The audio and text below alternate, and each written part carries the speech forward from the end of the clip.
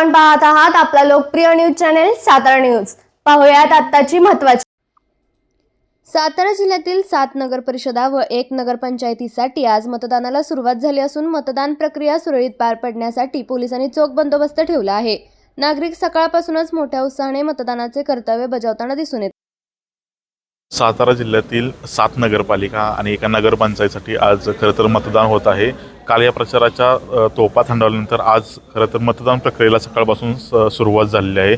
सातारा जिल्ह्यातील एकूण 9 नगरपालिकांचा आणि 1 नगरपंचायतीचा या निवडणूक प्रक्रियेमध्ये सहभाग होता, परंतु फलटण आणि महाबळेश्वर येथील निवडणूक प्रक्रिया रद्द झाल्यानंतर आता सध्या 7 नगरपरिषदा आणि 1 मेळा नगरपंचायतीचा याच्यामध्ये समावेश होत आहे। आज ही मतदान प्रक्रिया पूर्ण झाल्यानंतर मतमोजणी होऊन उद्या निकाल जाहीर होणार आहे। तत्पूर्वी काल रात्री प्रचाराच्या तोफा थंडावल्यानंतर आज या उमेदवारांचं भवितव्य जे आहे ते या मतदान पेटीमध्ये बंद होताना आपल्याला दिसून येणार आहे।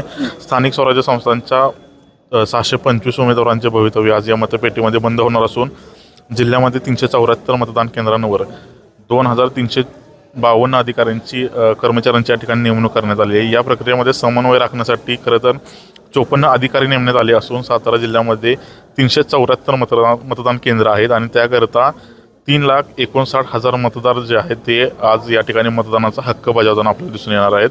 खरं तर ही मतदान प्रक्रिया जी आहे ती सुरळीत पार पाडण्यासाठी प्रत्येक मतदान केंद्रांवर जो आहे तो पोलीस फौजफाटा तैनात करण्यात आला आहे। खरं तर ही मतदान प्रक्रिया सुरळीत आणि शांततेमध्ये पार पाडावी आणि त्यानंतर जे उद्या मतमोजणी होणार आहे या मतमोजणीनंतर जे खरं चित्र आहे ते स्पष्ट होणार आहे की कोण नगराध्यक्ष होणार आहे आणि किती जणांना खरं तर नगरसेवक पदाची लॉटरी लागणार आहे। कॅमेरामॅन सचिनसह मी मंगेश कुमार, सातारा न्यूज।